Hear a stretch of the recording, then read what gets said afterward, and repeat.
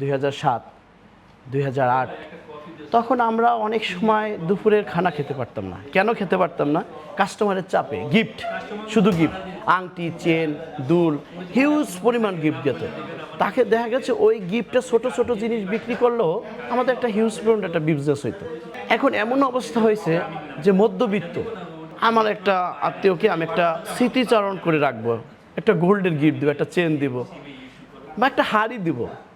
যারা মধ্যবিত্ত, তারা মধ্যবিত্তরা কিন্তু বেশি গিফট করতো। তারা ওই যে স্মৃতিচারণ করে রাখতে চাইতো, তো একটা হার কিনে নিয়ে যেত, একটা চেন কিনে নিয়ে যেত।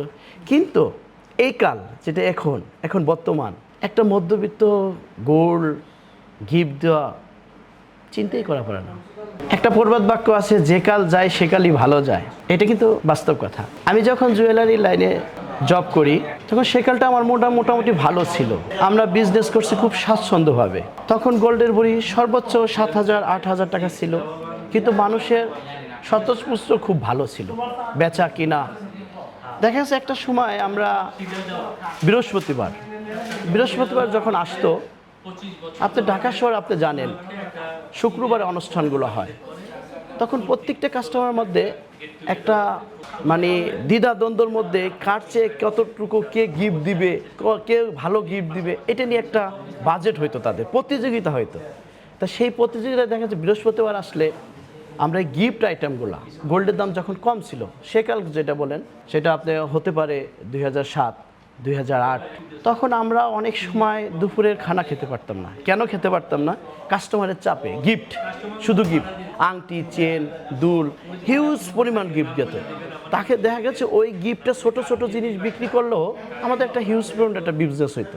আর এখন এই কাল যে যখন জড়ছি, এখন এমন অবস্থা হয়েছে যে মধ্যবিত্ত, আগে কিন্তু আরেকটা কথা বলি আপনাকে, সেটা খুব খুশি, মধ্যবিত্তরা তারা চিন্তা করতো আমার একটা আত্মীয়কে আমি একটা স্মৃতিচারণ করে রাখবো, একটা গোল্ডের গিফট দেবো, একটা চেন দিব বা একটা হাড়ি দিব। যারা মধ্যবিত্ত, তারা মধ্যবিত্তরা কিন্তু বেশি গিফট করতো। তারা ওই যে স্মৃতিচারণ করে রাখতে চাইতো, তো একটা হার কিনে নিয়ে যেত, একটা চেন কিনে নিয়ে যেত। কিন্তু এই কাল যেটা এখন বর্তমান, একটা মধ্যবিত্ত গোল্ড গিফট দেওয়া চিন্তাই করা পারে না, চিন্তার বাইরে। কিভাবে সম্ভব? আপনি দেখেন আমার পক্ষে আমি কিভাবে সম্ভব আমি একটা গিফট দেবো? আপনার এই কালের এই সময় যে গোল্ডের দাম, যদি মনে করেন 8 আনা একটা গোল্ড, 8 আনা সামান্য একটা চেন হয়, একটা আমার কাছের লোক কাজিনকে আমি গিফট করব, কিন্তু আমার পক্ষে সম্ভব হচ্ছে না, অনেক দাম।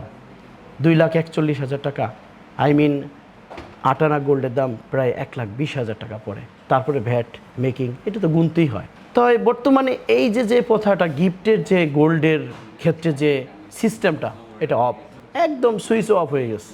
এখন আর এটা না, এটা সর্বোচ্চ চিন্তা করে না গোল্ড কিভাবে দেবো, ওই সর্বোচ্চ 5,000 টাকা, 10,000 টাকা ডিনার সেট, এই সেট সেই সেট দিয়ে আপনার বিয়ে চালায় আসতেছে। এই কারণেও কিন্তু আমাদের ব্যবসা বাণিজ্য একটু ধসের মতো, যেটা লস তো বললে ঠিক হবে না, যেটা মানে কাস্টমারের খুব কম। এখন একটা শ্রেণী আপনার এই কাজটা করে, যাদের অর্ডেল টাকা পয়সা আছে, তাদের জন্য আপনারা গিফট দিতে সক্ষম, তারা গিফট দিবে। আর তারা তো টাকার জন্য চিন্তা করে না। এখন যারা মধ্যবিত্ত তারা তো আর এটা পারে না, তারা ওই টাকাই দিচ্ছে, ওই ডিনার সেটের দিকে যাচ্ছে, ছোট ছোট জিনিস যাচ্ছে। তা আমার মনে হয় আপনার ওই কালই খুব ভালো ছিল, ওই কালই খুব ভালো কাটাইছি গোল্ডের জগতে। বা 18 বছর 19 বছর আগের কথা বলেন, খুব ভালো ছিল। এখন আর বেশি ভালো নয় গোল্ডের ব্যবসায়ীরা।